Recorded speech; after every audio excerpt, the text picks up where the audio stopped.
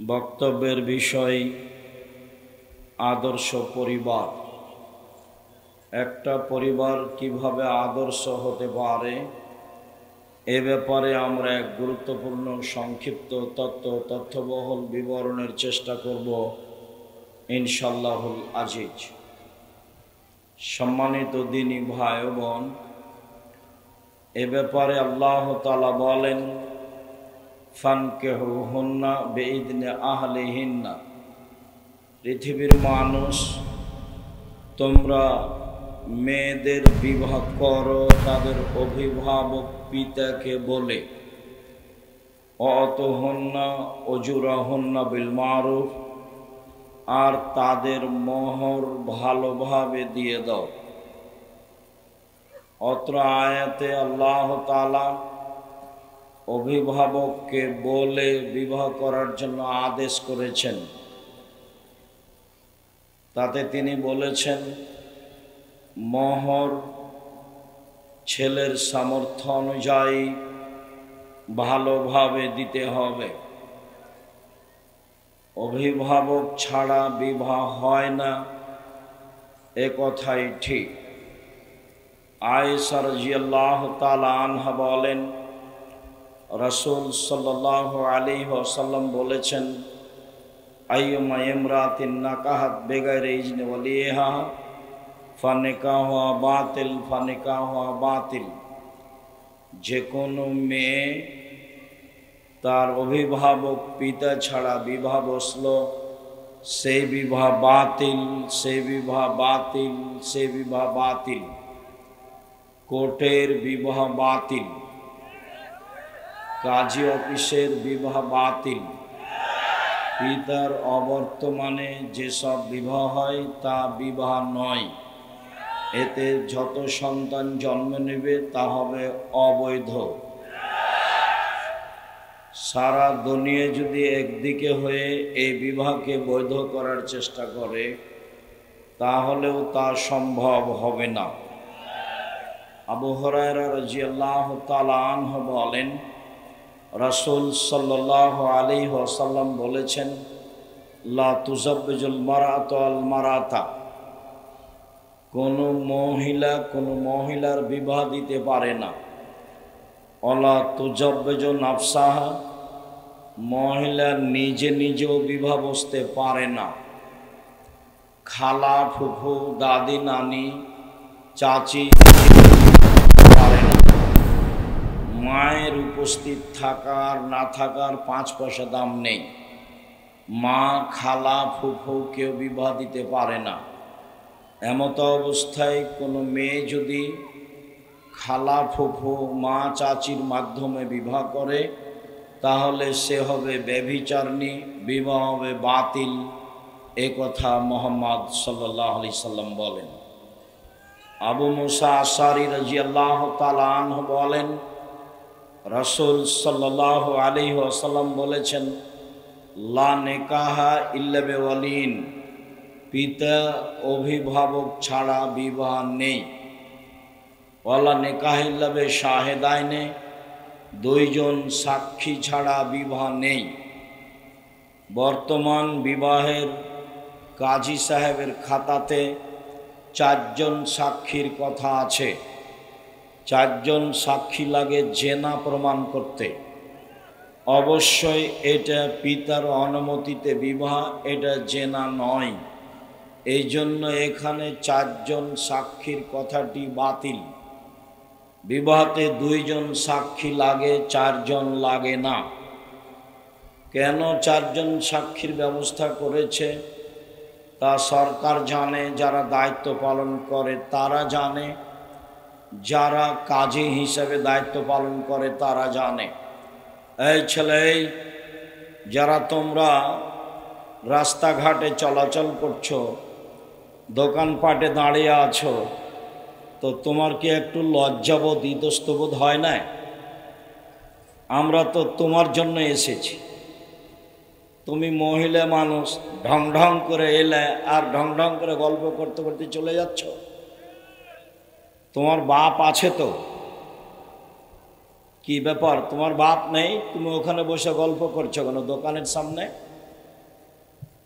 দোকানের সামনে তুমি বাজার করছো কেন? মহিলা মানুষ, তোমার বাপ দাদা চাচা আত্মীয় স্বজন ভাই কেউ নেই, মেয়ে মানুষ ওখানে দাঁড়িয়ে বাজার করো কেন? আর আপনারা এসেছেন বক্তব্য শুনতে, আজকেই হাট বাজার করতে হবে? কমিটির পরিচালনায় কাজে কয়েকটা ভুল হয়েছে। তা হয়েছে দোকানপাট পাশে বসানো, তা হয়েছে মেয়েদের ব্যবস্থা পাশে করা, দুটাই দূরে করতে হতো। কি বুঝে এই ব্যবস্থা করেছেন তা আমার বুঝের বাইরে। ভবিষ্যতে আমরা আসলে এমনটা করবেন না, মানুষের জন্য ভালো ব্যবস্থা করবেন সম্ভব হলে, নইলে যারা পারবে তারা প্রোগ্রাম নেবে। আপনি দায়িত্ব পালন করতে পারবেন না, মানুষের বসার ব্যবস্থা করতে পারবেন না, লোক সেভাবে রেডি করতে পারবেন না, কেন জিম্মেদারি নিয়েছে? আমি কি তাফসির মাহফিল করতে এসেছি যে আপনার সামনে ইউসুফ জুলাইফার কাহিনী বলে চলে যাব? এরকম তো আমার জীবনে ঘটেনি। আমি তো 90 সাল থেকে নিয়ে এখন পর্যন্ত কোনোদিন অপ্রয়োজনীয় বাক্য বলিনি। তা আমি ইউসুফ জুলাইখার কাহিনী বলে চলে যাব, আপনি কিভাবে বুঝলেন? এত দোকানপাট আপনার এই প্রোগ্রামের পাশে হলো কি করে? সম্মানিত দিনী ভাই বোন, যারা দায়িত্ব নিয়েছেন তাদেরকে আন্তরিকভাবে অনুরোধ জানাচ্ছি, ভবিষ্যতে কোনোদিন আমাদের ডাকলে এমনটা হয় না যেন, এ আশা আপনার কাছে ব্যক্ত করে আগের দিকে বাড়ছি। সম্মানিত দিনী ভাই বোন, যারা দোকানপাটে আছেন, যারা রাস্তাঘাটে চলাচল করছেন, আপনার জন্য আমি এসেছি। আপনি একটু লজ্জা করেন, আপনি একটু শরম করেন, একটু হায়া করেন, আপনি সামনে এসে বসেন। নির্বাচন তো আসছে, আপনি তো মোটরসাইকেলে ছুটাছুটি করবেন, আপনার তো জ্ঞান বুদ্ধি আমি খুব ভালোভাবে জানি, আপনার বিবেচনা আমি খুব ভালোভাবে জানি। আপনাকে যে আল্লাহ রসুল গরু ছাগল পশু প্রাণী বলছে এটাও আমি জানি। মানে আপনার চরিত্র, আপনার দৌড়াদৌড়ি, আপনার ছুটাছুটি এগুলো কুকুর শ্রীগলের মতো। আর আল্লাহ এ কথা বলছেন, বুঝেও বুঝে না ওরা, অন্তর আছে বুঝে না, বোঝা দরকার। দেখেও দেখে না ওরা, চক্ষু আছে দেখে না, দেখা দরকার। শোনেও শোনে না ওরা, কান আছে শোনে না, শোনা প্রয়োজন। উলাইকা কাল আনাম, তারা পশু প্রাণীর মতো, তারা গরু ছাগলের মতো, তারা কুকুর শিল্পের মতো, বালহুম আজাল, বরং তার চেয়েও খারাপ।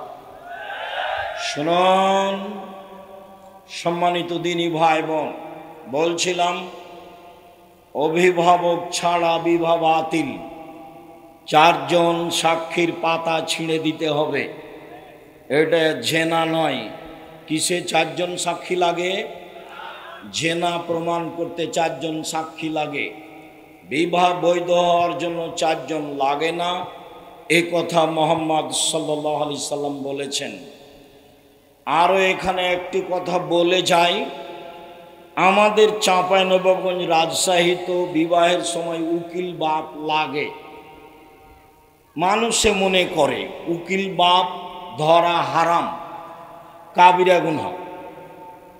যদি বাপ থাকে তাহলে দাদা উকিল হতে পাবে না, ওর চাচা ওর জ্যাঠো কেউ উকিল হতে পাবে না। ওই আধা পাগলা হোঁস মোটা বাপই উকিল হবে, এটাই শরীয়ত। আর চট্টগ্রামে উকিল বাপ সেদিন থেকে বাপ, উকিল বাপই সেদিন থেকে কি বাপ। ওই উকিল বাপ ওই মেয়েকে বাড়িতে নিয়ে যাবে, ও যে বাপ। তারপর ওই মেয়ে বাপের বাড়ি আসবে, আজ থেকে বাপ বেটি। অবাক উকিল বাপ। জামালপুরের খবর আমার জানা নেই, তবে জামালপুরবাসীর নিকটে আমার জোরালো দাবি অনুরোধ যে বৃহত্তর ময়মনসিংহের অন্তর্গত জামালপুর, জামালপুরের কথা আমি বিভিন্ন জেলায় বলে থাকি এই মর্মে যে জামালপুরের মানুষেরা বাড়িঘর ঘেরে রাখে। এদের বাড়িতে 2টা বাড়ি থাকে, একটা ভিতর বাড়ি একটা বাহির বাড়ি। বাহির বাড়ি কাচারিতে থাকে রাখাল কিষান, ভিতর বাড়িতে থাকে মহিলারা। একটু পার হয়ে ময়মনসিংহ ঢুকলে ভিতর বাড়ি বাহির বাড়ি কিছুই নাই, বাড়ি ঘেরা নেই, সবই ফাঁকা। এটা হলো যাযাবরের বাড়ি। ওই যে ট্রেন স্টেশনে মাঝে মধ্যে কিছু লোক থাকে না ছয়ের নিচে, যে ওরা কি সান্দার, যাযাবর, বাড়ি ঘেরাও নাই, এমনিতেই আছে।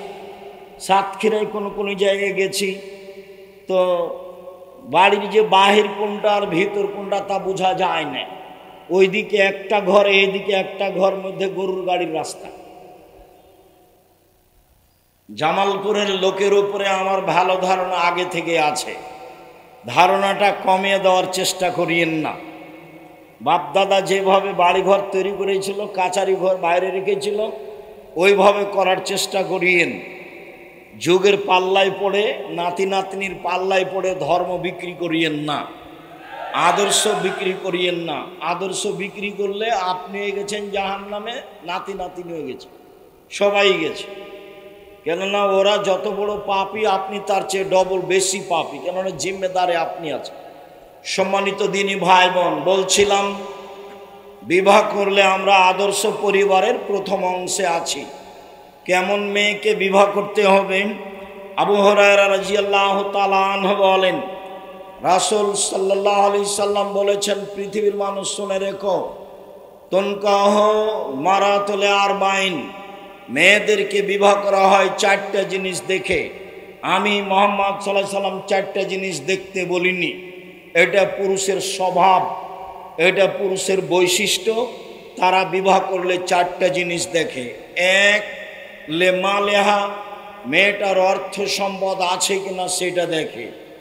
দুই, অলে হাসাবেহা, মেয়েটা বংশীয় কিনা তা দেখে। তিন, অলে জামালেহা, মেয়েটা সুন্দরী কিনা তা দেখে। চার, অলে দিনেহা, মেয়েটা ধার্মিকা কি না, পর্দা করে কিনা, এইটা দেখে। এটা হলো পুরুষের অভ্যাস, এটা তাদের আদাত, এটা তাদের গতিবিধি। আমি মুহাম্মদ সাল্লাল্লাহু আলাইহি সাল্লাম বলে গেলাম, ফানফার ফাসফার বেজাতির দিন, পৃথিবীর মানুষ তোমরা পরহেজগার মেয়েকে বিবাহ করো, বেপর্দা বেহায়া নারীকে বিবাহ করে ছেলে মেয়ে মানুষ করবো এমনটা হিসাব করবেন না, ভুল হিসাব। আমি আপনার গতিবিধি খুব ভালো বুঝি। কেন? আমি 14 সাল থেকে প্রতিষ্ঠান চালাই। বাংলাদেশের সর্ববৃহৎ প্রতিষ্ঠান জামিয়া সালাফিয়া। রূপগঞ্জে যেটা আছে সেটা প্রায় 100 বিঘা জমির উপরে, রাজশাহীতে যেটা আছে সেটা প্রায় 50 বিঘা জমির উপরে, দিনাজপুরে যেটা আছে সেটা প্রায় 20 বিঘা জমির উপরে, ময়মনসিংহে যেটা গড়তে যাচ্ছে প্রায় 8-10 বিঘা জমির উপরে, ফেনীতে যেটা গড়তে যাচ্ছে প্রায় 8-10 বিঘা জমির উপরে, চট্টগ্রামে এরকমই, বরিশালে চলমান রয়েছে। সম্মানিত দিনী ভাই বোন, জামিয়া সালাফিয়ায় প্রায় 5000 ছেলে মেয়ে পড়াশোনা করে, প্রায় 300 জন শিক্ষক শিক্ষিকা রয়েছেন, যাদের প্রতি মাসে বেতন লাগে 40 লক্ষ। কিভাবে চলে তা আমার জানা নাই। তবে জামিয়া সালাফিয়া বৈদেশিক পয়সা দিয়ে চলে না, কোনো সংস্থা দিয়ে চলে না, বাংলাদেশের কোনো বিত্তশালী দিয়ে চলে না। আমি আর আপনি সাধারণ মানুষ, যে সাধারণ সহযোগিতা করে থাকি, এ দিয়ে জামিয়া সালাফিয়া চলে। জামিয়া সালাফিয়া কিভাবে চলে তা শিক্ষক জানে না, তা ছাত্র জানে না। এ রসিদ বহি বাইরে ব্যবহার হয় না, কেউ এই প্রতিষ্ঠানের রসিদ বহি বাইরে ব্যবহার করতে পারবে না। কোনো শিক্ষক ব্যবহার করলে তার জরিমানা হবে। এ হলো জামিয়া সালাফিয়া। জামিয়া সালাফিয়ার অংশ হিসাবে সবচেয়ে বড় কাজ আদ-দাওয়া ইলাল্লাহ, মসজিদ ভিত্তিক কোরআন শিক্ষা এবং আকীদা শিক্ষার জীবনবাজি রেখে চেষ্টা চলছে। একেবারে তেঁতুলিয়া থেকে টেকনাফ পর্যন্ত আমরা এদেশের মাটিতে মক্তব গড়বই ইনশাআল্লাহ। এখন প্রায় 600 মসজিদ চলে বা তার চেয়েও বেশি। প্রশিক্ষণ দেওয়া হয়, যা আব্দুল্লাহর মুখে শুনেছেন। যারা প্রশিক্ষণ নিতে যায় ফ্রি, আসে ফ্রি, থাকে ফ্রি, খায় ফ্রি, বই পুস্তক সিলেবাস ফ্রি। জামিয়া সালাফিয়ার আল ইতেসাম পত্রিকা আছে, 50টা প্রশ্নের উত্তর আসে, 16,000 পত্রিকা ছাপে। জামিয়া সালাফিয়ায় প্রেস আছে, অনলাইন আল ইতেসাম পত্রিকা আছে, আরবি পত্রিকা আছে, 3 মাসের ত্রৈমাসিক কিশলয় পত্রিকা আছে। জামিয়া সালাফিয়া আপনাদের বিশাল সম্পদ। জামিয়া সালাফিয়া সম্মেলন সামনে বৃহস্পতিবার, শুক্রবার, আগামী পরশু, নাকি আগামী পরশু অবশ্যই নিজের প্রতিষ্ঠান দেখতে যাবেন। দল মুক্ত প্রতিষ্ঠান জামিয়া সালাফিয়া, সংগঠন মুক্ত প্রতিষ্ঠান জামিয়া সালাফিয়া, হিংসা মুক্ত প্রতিষ্ঠান জামিয়া সালাফিয়া, শিরক মুক্ত প্রতিষ্ঠান জামিয়া সালাফিয়া, বিদআত মুক্ত প্রতিষ্ঠান জামিয়া সালাফিয়া, দেশের সর্ববৃহৎ প্রতিষ্ঠান জামিয়া সালাফিয়া, যেখানে 500-র অধিক এতিম অসহায় থাকে। সম্মানিত দিনী ভাই বোন, কথা প্রসঙ্গে এটা আপনাকে বলে রাখলাম, পরহেজগার মেয়ে দেখে বিবাহ করবেন, বেপর্দা বেহায়া নারী বিবাহ করে আপনি ছেলে মানুষের মতো মানুষ করবেন, এই হিসাব বাতিল। আপনার গতিবিধি আমি ভালো বুঝি, ছেলেটার মেধা ভালো, তাই ছেলেকে ইঞ্জিনিয়ার করতে হবে, বড় ডাক্তার করতে হবে। ম্যাট্রিক পরীক্ষার সময় 4টা মাস্টার ছিল, ভালো কথা। ইন্টার পাস করার পরে বিশ্ববিদ্যালয়ে ভর্তি করতে হবে, ডাক্তারি পড়বে, তাই সাবজেক্ট প্রতি 1টা মাস্টার, বাস ডাক্তার হলো, ভালো ডাক্তার হলো, ভালো কথা। আপনি কি জানেন, ব্যতিক্রম আমি বলছি না, ব্যতিক্রম থাকতেই পারে। আপনার ছেলে বড় ডাক্তার, ওই কোম্পানির ওষুধ লিখে যেই কোম্পানি তাকে টাকা দিয়েছে, এ প্রতারক। একে আপনি টাকা খরচ করে মানুষ করলেন কেন? এ তো ধোঁকাবাজ। একে আপনি মানুষ করে কি বোঝাতে চাচ্ছেন আপনি আমাকে? সম্মানিত দিনী ভাই বোন, জাতির যদি রাস্তাঘাট করে দিতে না পারি, জাতির যদি স্কুল কলেজ করে দিতে না পারি, জাতিকে চূড়ান্ত সঠিক ধর্ম দিতে পারবো ইনশাআল্লাহ। ধর্মের ব্যাপারে জাতিকে ফাঁকি দিয়ে পরকাল হারাতে রাজি নই। ছেলে মেয়ে মানুষ করতে হবে জনগণের উদ্দেশ্যে, কল্যাণের উদ্দেশ্যে, পরকালের উদ্দেশ্যে। একে আপনি কি মানুষ করেছেন? একে আপনি বড় ইঞ্জিনিয়ার করেছেন, ও তো টাকা মেরে খায়, ও তো চোর, আপনি ভালোভাবে জানেন। ব্যতিক্রম সেটা ভিন্ন কথা। আপনার ছেলে খুব মেধাবী, লন্ডনে গেছে, আমেরিকায় গেছে, তখন ওরা তো আর বড় চাকরি বড় কাজ দিবে না। ওরা সুইপার যারা টয়লেট পরিষ্কার করে, ওদের দায়িত্ব দিয়েছে আপনার ছেলেকে, বেতন হলো 5 লাখ। তো আপনার ছেলে দেখলো যে এদেশে গেলে তো বেতন হবে 3 লাখ, তো তাহলে লন্ডনেই থাকে, আমেরিকায় থাকে, সিটিজেন পেয়েছে, বাপও খুশি মাও খুশি, দুনিয়া দখল করে নিয়েছে। ঘুম থেকে উঠে ছেলে স্কুলে গিয়ে বলে, ও কালিমা তোমার আকাশ, ও কালিমা তোমার বাতাস, ও কালিমা তোমার আকাশ, ও কালিমা তোমার বাতাস। আরে সকালেই ছেলে শিরক করে, আর বাপে বলছে আমি ছেলে মেয়ে মানুষ করব মানুষের মতো। বাপই জানে না মানুষ কাকে বলে। আরে ঠাকুর বাংলাদেশের শত্রু, ঠাকুর বাঙালিদের শত্রু, ঠাকুর ঢাকা বিশ্ববিদ্যালয়ের শত্রু, ঠাকুর মুসলমানের শত্রু। যেদিন মুসলমান ইংরেজদের হাতে অপমান হয়, জেল হাজতে থাকে, সেদিন ঠাকুর লন্ডনে বসে মুছ পাকায়। সেই ঠাকুরের গান আমার ছেলে পড়ে, আমি পড়িনি, আমার ছেলে মেয়ে পড়েনি, পড়বে বলে আশা করছি। জাতির যদি রাস্তাঘাট করে দিতে না পারি, জাতির যদি স্কুল কলেজ করে দিতে না পারি, জাতিকে চূড়ান্ত সঠিক দিতে পারবো ইনশাআল্লাহ। ধর্মের ব্যাপারে জাতিকে ফাঁকি দিয়ে পরকাল হারাতে রাজি নই। এই স্লোগান ছাড়াই আপনার ছেলেকে মানুষের মতো মানুষ করে গড়ে দেওয়ার জন্য প্রস্তুত আছে। একজন শিক্ষকের বেতন 1 লক্ষ টাকা। দেখেন জামিয়া সালাফিয়া হোসেন বিদেশি শিক্ষক যারা, তারা আপনার ছেলেকে, আপনার মেয়েকে মানুষ করার জন্য প্রস্তুতি নিয়ে আছি যে কোনো মূল্যে। আপনি কি বুঝাতে চাচ্ছেন সেটা আমি জানি না, আপনি কি ডাক্তার করতে চাচ্ছেন সেটা আমি বুঝি না। আপনার ডাক্তারকে আমি ভালো বুঝি, আপনার ইঞ্জিনিয়ারকে আমি খুব ভালো বুঝি, আপনার মেয়েকে যেভাবে ডাক্তারি শিখাতে চেয়েছেন সেটা আমি খুব ভালো বুঝি। একটা মানুষের কথা বলে 14 ইলমের পড়া, আপনার ছেলে মেয়ে কি করে আমি খুব ভালো বুঝি। সম্মানিত দিনী ভাই বোন, কষ্ট নিয়েন না। আপনার মেয়ে ওই ঘরে ল্যাংটা ছবি দেখে বড় মোবাইলে, আপনার ছেলে এই ঘরে দেখে, আরে আপনি ওই ঘরে দেখেন, আপনার বউ এই ঘরে দেখে। এই বাড়ি হচ্ছে বন্যায় জেনার শয়লা। আপনি ধর্মকে কি দেখাতে চাচ্ছেন জাতিকে? রাসূল সাল্লাল্লাহু আলাইহি সাল্লাম বলেন, পৃথিবীর মানুষ শুনে রেখো, আমার জীবনে বড় ভয়, আমার উম্মত গোপন পাপে লিপ্ত হবে, এটা আমার ভয়। পৃথিবীর মানুষ শুনে রেখো, আমার উম্মত গোপন পাপে লিপ্ত হবে, এটা আমার ভয়। আমার উম্মত গোপন পাপে লিপ্ত হবে, এটা আমার ভয়। পৃথিবীর মানুষ শুনে রেখো, আমার জীবনে আমি তিনটা আশঙ্কা করে গেলাম। এক, আইম্মাতাম বুজিল্লিন, ভ্রান্ত হুজুর, হুজুর হবে ভ্রান্ত, এটা আমার ভয়। এখানে সমাজের শিক্ষিত মানুষ আছেন, এখানকার হাই স্কুলের হেডমাস্টারকে আপনি পা ধরে বলেন যে এই ছেলেটা আমার বাংলা অক্ষর চিনে না, একে একটু পিয়ন হিসেবে নিতে হবে। হেডমাস্টারও বলবে আমিও পা ধরে বলছি আমি ছেলে নিতে পারবো না। কেন? পিয়নে কি করবে? পিয়ন কি করে? ওকে দরখাস্ত লেখা লাগে?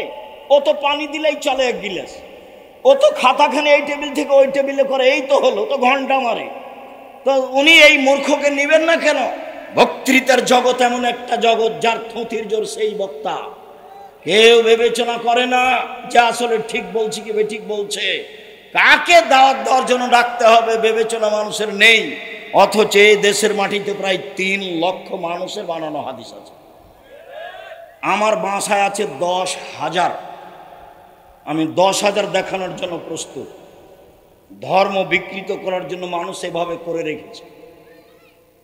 বক্তৃতার জগৎ বহুদিন থেকে বলে আসছি, আমি বলি না আমার কথা চূড়ান্ত সঠিক, আমি বলছি আমার তদন্ত। এদেশের মাটিতে শতকরা 95 জন বক্তা মিথ্যুক রয়েছে। এদেশের মাটিতে শতকরা 98 জন মুফাসসির মিথ্যুক রয়েছে। আপনিও বিবেচনা ছাড়াই যদি এরকম করেন, বিবেচনা ছাড়াই যেমন ছেলে মেয়ে মানুষ করছেন, বিবেচনা ছাড়াই যদি আপনি কোরআন হাদিস শোনার জন্য দাওয়াত দেন, তাহলে পরিবেশ এরকমই হবে যেমনটা আপনি দেখতে পাচ্ছেন। এই যে ছেলেরা ঘুরছে, মেয়ের সাথে গল্প করছে, বক্তব্য শুনতে এসে গল্প করছে। বোকা ছেলে বক্তব্য শুনতে এসে ওর ভাবির সাথে এসেছে, আর ভাবিকে মোটরসাইকেলে করে নিয়েছে ধর্ম শুনতে, ধর্ম বক্তব্য। অবাক কথা, তা ধর্ম কেমন হয়ে গেছে? আল্লাহ রাসূল বলছেন, পৃথিবীর মানুষ শুনে রেখো, আমার পরে এমন আলেম ওলামা আসবে, আমার আদর্শ ছেড়ে দিয়ে অন্য আদর্শ ধরে নিয়ে বলবে এটা রাসূলের আদর্শ। কয় টাকা খরচ করেছেন? যা গাড়িতে ব্যবস্থা করেননি তো ফুল সাজালছেন কেন? টেবিলটা ওভাবে সাজালছেন কেন? এটা বাসর ঘর নাকি? একটু পরে বলছি, বাসর ঘর সাজাতে হয়, এটা বুখারী মুসলিমের হাদিস, ওটা আল্লাহ রাসূলের নীতি। আপনি এটা আমাকে কি বুঝাতে চাইলেন? মানুষের ব্যবস্থা করেননি কেন, এভাবে সাজাচ্ছেন কেন? সম্মানিত দিনী ভাই বোন, মনে কিছু নিয়েন না, আমি আপনার কাছের মানুষ, আমি এই কথা বলিনি। আল্লাহ রাসূল বলছেন, আমার আদর্শ ছেড়ে দিয়ে অন্য আদর্শ গ্রহণ করে বলবে এইটা রাসূলের আদর্শ। এই ছেলে, ও হুজুর তো জানে যে যৌতুকে বিবাহ হচ্ছে, তাহলে হুজুর এই জিম্মেদারি পালন কি করে করে? যৌতুক যত, ওই কাজী সাহেবের টাকা তত। আপনি আমাকে একদিন ওই যৌতুকের বিবাহ পড়িয়ে দেন, নেন তো দেখি কিভাবে হয়। আপনার সভাপতিকে বলিয়েন কয় কোটি টাকা আমাকে দিয়ে একটা বিবাহ পড়াতে পারে। আপনার সভাপতির আমার সামনে দাঁড়ানোরই সাহস নাই। আমি আপনার সভাপতিকে পাল্টা টাকা দিতে পারি, এই ব্যবস্থা আল্লাহ আমার করে রেখেছে। তা আপনার সভাপতির কাছে আমার নত হওয়ার কি আছে? কেমনে তিনি যৌতুকের বিবাহ পড়ান? টাকা তো পাবে, সেজন্য পড়াচ্ছে। কি করে হতে পারে? রাসূল সাল্লাল্লাহু আলাইহি সাল্লাম বলেন, পৃথিবীর মানুষ আলেম ওলামাকে দেখতে লাগে মানুষ, ওর অন্তর হচ্ছে শয়তানের অন্তর। আলেম ওলামাকে দেখতে লাগে মানুষ, ওর অন্তর হচ্ছে শয়তানের অন্তর। হাদিস বুখারী মুসলিম। আলেম ওলামাকে দেখতে লাগে মানুষ, ওর অন্তর হচ্ছে শয়তানের অন্তর। এই কথা আমি বলিনি, এই কথা মুহাম্মদ সাল্লাল্লাহু আলাইহি সাল্লাম বলেছেন। আমি আলেম মানুষের নিন্দা করিনি। আল্লাহ রাসূল বলছেন, আলেম ওলামা নবীদের সাথে থাকবেন, ওয়ারাসাতুল আম্বিয়া। নেন, এবার কত উপরে চলে গেল। আল্লাহ নবী বলছেন যে 3 শ্রেণীর মানুষকে দিয়ে জাহান্নাম উদ্বোধন হবে, তার 1 নম্বর আছে মাওলানা সাহেব। 3 শ্রেণীর মানুষ দিয়ে জাহান্নাম উদ্বোধন হবে, তার 1 নম্বরে আছে মাওলানা সাহেব। আমার কিছু করার নেই। আল্লাহ রাসূল বলেছেন, আল উলামা ওয়ারাসাতুল আম্বিয়া, আলেম ওলামা হচ্ছেন নবীগণের উত্তরাধিকারী, মানে অনেক উপরে চলে গেছে। কত উপরে গেছে হিসাব নিকাশের বাইরে। যখন বললেন অন্তর হলো শয়তানের অন্তর, তাকে দেখতে লাগে মানুষ, এবার কত নিচে গেছে হিসাব নেই। কি করে তিনি এই 4টা সাক্ষীর খাতা পূরণ করেন? 4 জন সাক্ষী আছে, উনি 2টাতে ক্রস চিহ্ন দিয়ে 2টা সাক্ষী নেবেন, 4টা নিচ্ছেন কেন? সম্মানিত দিনী ভাই বোন, 2 আমার উম্মত মিশে যাবে হিন্দুদের সাথে, এইটা আমার ভয়। 2 নম্বর ভয়, আমার উম্মত মিশে যাবে হিন্দুদের সাথে। গান বাজনা বাদ্যযন্ত্র কাদের? হিন্দুদের। মুরব্বীরা অনেকেই বৈঠকে আছেন। ভাইজান, আগে হিন্দুদের বিবাহ লাগলে খুব বাজনা বাজতো না? তো আমাদের গ্রামের ছেলেরা দৌড়িয়ে যেত দেখতে। তো এখন তো সবার বিবাহতেই বাজনা বাজে। তা আপনার ছেলে নাকি লন্ডন থেকে পড়ে এসেছে, ও কি করে? আরে আমার সোনার বাংলা না হয় ঠেকালো না ঠাকুরের, এইটা কি করে? জাতির জন্য ছেলে মানুষ করবেন, জাতির জন্য, যা হবে হবে। বাবা, আমি গরিব মানুষ নই, পৈতৃক সম্পত্তি দিয়ে তোমাকে পড়াচ্ছি, জাতির কল্যাণের জন্যই পড়াচ্ছি। 1 মিনিটের জন্য জাতির কাছে মাথা নত করবে না। মরলে শহীদ, বাঁচলে গাজী, উভয় সমান। মরাও যতটুকু, বাঁচাও ততটুকু। আমি মুসলিম চির রণবীর, মরণকে করি না ভয়। মরলে শহীদ, বাঁচলে গাজী, আমার উভয় সমান। মরলেও জান্নাত, বাঁচলেও জান্নাত, আমার উভয় সমান। এইভাবে ছেলে মানুষ করবেন, তাহলে জাতির উপকার হবে, আপনারও উপকার হবে। কি মানুষ করলেন? ওই যে সেদিন আপনার জামালপুরে এই গ্রামের ছেলেটা, কথার কথা, ঢাকা থেকে আসলো, পিজি হাসপাতালের ডাক্তার, 3 লাখ টাকা বেতন। তো গাড়ি থেকে নামলো, দেখলাম প্যান্টটা টাকনোর নিচে আছে, গলায় টাই আছে, হাতে সিগারেট আছে, দাড়ি চাঁচা আছে। ডাক্তার সাহেব নামলেন গাড়ি থেকে। একটু পরে দেখলাম বৌমা গাড়ি থেকে নামলো, গায়ে হালকা হালকা কাপড় আছে। একটু পরে দেখলাম নাতনি গাড়ি থেকে নামলো, গায়ে কাপড় নেই। দেখি গাড়ির পিছন দিকে কুকুর আছে। এবার আপনি বলেন আপনার পয়সার অবস্থা কি? আমাকে জবাব দিতে হবে না, আপনি প্রস্তুত থাকেন। আমি জবাব দিব কেন? ছেলে আপনার, জবাব আপনার। টাকা আপনার, জবাব আপনার। মেয়ে আপনার, জবাব আপনার। আপনি প্রস্তুত থাকুন। এটা বাস্তব হলে আপনাকে জবাব দিতে হবে। 3 আমার উম্মত মূর্তি পূজা করবে। আমাকে বলছে, আমি ঢুকতে অফিসে বলছি ভাইজান ছবিটা নামান। তখন বলছে ভাইজান আমার আম্মাকে খুব ভালোবাসি, এই জন্য আমার আম্মার ছবিটা এভাবে বেঁধে সুন্দর করে রেখেছি। তো আমি বলছি আপনি কুসন্তান, আপনি খারাপ সন্তান। আপনার মাকে কবর দিয়ে এসে 5 ফুট সাইজের ছবিটা ছিঁড়ে টুকরা টুকরা করে সব মানুষ যখন চলে গেছে, তখন আপনি কবরের পাশে গিয়ে যদি বলতেন আল্লাহুম্মা গফিরলাহু ওয়ারহামহু, আল্লাহ তুমি আমার মাকে ক্ষমা করো, তার প্রতি দয়া করো। আফানহু, তুমি তার প্রতি নিরাপত্তা অবতীর্ণ করো। অকনুজলাহু, তুমি তাকে দামি সম্মানী খাদ্য খেতে দাও। অস্সে মাদখালাহু, তুমি তার থাকার জায়গা প্রশস্ত করে দাও। অক্সেলহু বিল মাই ওয়াস সালজি, তুমি তাকে ঠান্ডা পানি দিয়ে ধুয়ে পরিষ্কার করে দাও। অনাক্কিহি মিনাল খাতায়া কামা নাকাসাবুল আবিজু মিনাদ দানাস মিন দারিহি, দুনিয়াতে যে বাড়ি ছিল তার চেয়ে সুন্দর বাড়ি আমার মাকে দাও। ওয়াহালান খায়রান মিন আহলিহি, আমার মায়ের যে পরিবার ছিল তার চেয়ে সুন্দর পরিবার দাও। ওয়াজাওজান খায়রান মিন জাওজিহি, আমার মায়ের যে পরিবার ছিল, স্বামী ছিল, তার চেয়ে ভালো ব্যবস্থা করো।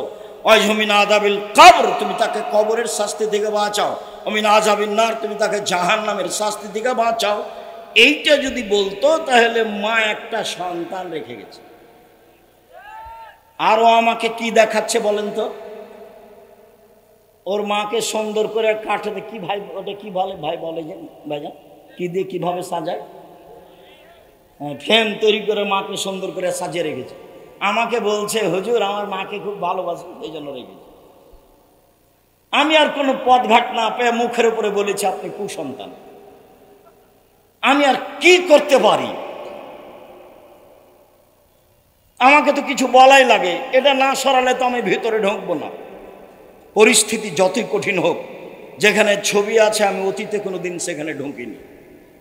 যে দেখেন মৌলানা সাহেব আপনার কুলাবে না, আপনি আমাকে ভিতরে নিয়ে যায়েন না, কি কি বলছেন স্টেজ থেকে বলে বিদায় করে দেন, আমি গাড়িতে উঠে। আপনি কোথায় নিয়ে গিয়ে বসতে দিবেন? যেখানে বসতে দিবেন সেখানে ছবি মূর্তি দিয়ে ঘেরা। আমার উম্মত মূর্তি পূজা করবে, এটা আমার ভয়। এক, হুজুর হবে ভ্রান্ত, এটা আমার ভয়।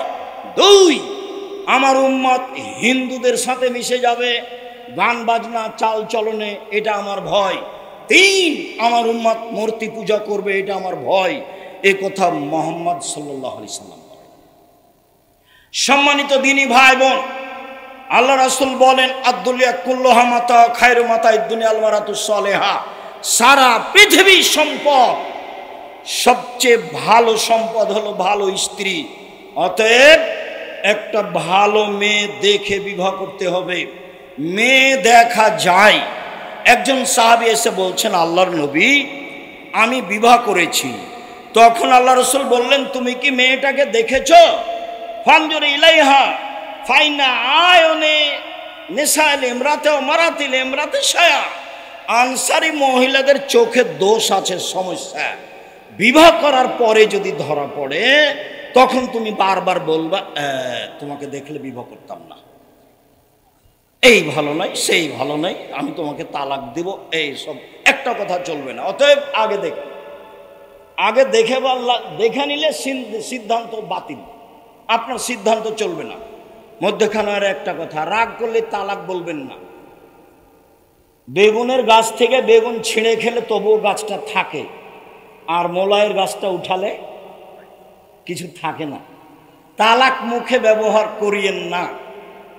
এমনি কিছু বলেন, বকাঝকা কিছু করা লাগলে করেন, বিছানা ত্যাগ করা লাগলে করেন, পৃথক হয়ে কিছুদিন থাকেন। তালাকের কথা বলিয়েন না। তালাক বললেই সমস্যা শেষ।